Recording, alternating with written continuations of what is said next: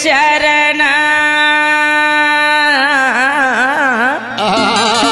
जय हो अमरदास के बाबा अमरदास काए तोरे चरण कमल के पैया लागना तोरे चरण कमल के बाबा जी पैया लागना तोर चाराना कमल के गुरुजी पैया लागना तोर चाराना कमल के सतगुरु पैया लागना तोरे चरण कमल के बाबा जी पैया लागना तोरे चरण कमल के गुरुजी पैया लागना तोर चाराना कमल के गुरुजी पैया लागना तोर चाराना कमल के जी पैया लागना पैया लागे का हो तोरे चरण कमल के जी पैया लागना तोर चाराना कमल के गुरुजी पैया लागना पैया लाग बाजी तोर चाराना कमल के जी पैया लागना हे गुरु महाराज चाराना कमल के जी बंदा गातना। सतनाम। नमस्कार दोस्तों, पिछले कड़ी में आपने सुना कि बाबा अमरदास तेलासी धाम में महिमा दिखाते हैं। अब आगे तेलासी धाम के बाद बाबा घासीदास, माता सफोरा, बाबा अमरदास और बाबा बालकदास सभी ग्राम भंडारपुरी धाम पहुँचे, जहाँ गुरु आसन गद्दी लगाया गया।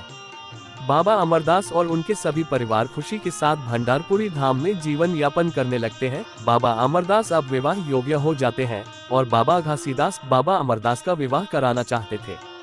बाबा अमरदास बाल ब्रह्मचारी थे और वे विवाह नहीं करना चाहते थे, किंतु अपने पिता गुरु घासीदास बाबा के कहने पर उनका विवाह प्रतापपुर के कन्या से होती है।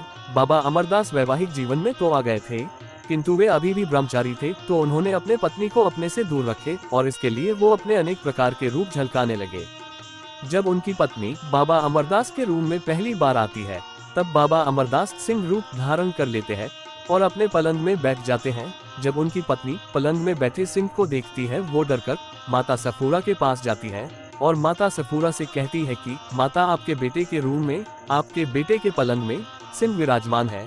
ये सुनकर माता सफूरा जब बाबा अमरदास के रूम में जाती है, उससे पहले पुनः बाबा अमरदास अपने मानव रूप में आ जाते हैं। बाबा अमरदास को देखकर माता सफूरा कहती है अपने बहू से कि देखो, मेरा बेटा अमरदास बैठे हैं। तब माता सफूरा वहां से चली जाती है और बाबा अमरदास की पत्नी दूसरी बार रूम में प्रवेश करने लगती है। उससे पहले बाबा अमरदास श्वेत शेषनाग रूप में आ जाते हैं। पलंग में बैठे श्वेत शेषनाग को देखकर उनकी पत्नी डर जाती है और पुनः माता सफूरा के पास चली जाती है।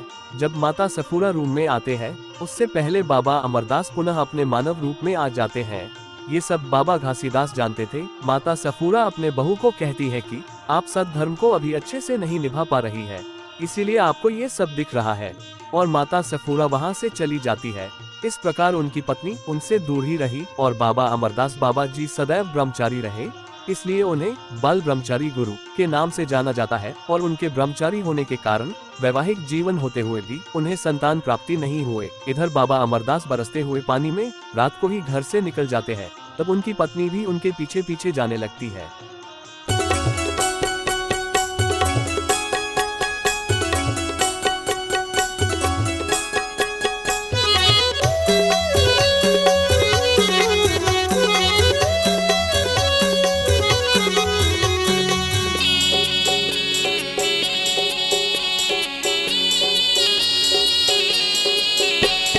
अमरदास नाम गुरु तोर अमर लोकवासी हो। अमरदास नाम गुरु तोर अमर लोकवासी हो। अमरदास नाम गुरु तोर अमर लोकवासी हो। अमरदास नाम गुरु तोर अमर लोकवासी हो। अमर लोक जाहो कहे सब जनता ला जोड़ के, मैना लेके उड़ गए बाबा खाली पिंजरा छोड़ के, जिज्ञासी हो।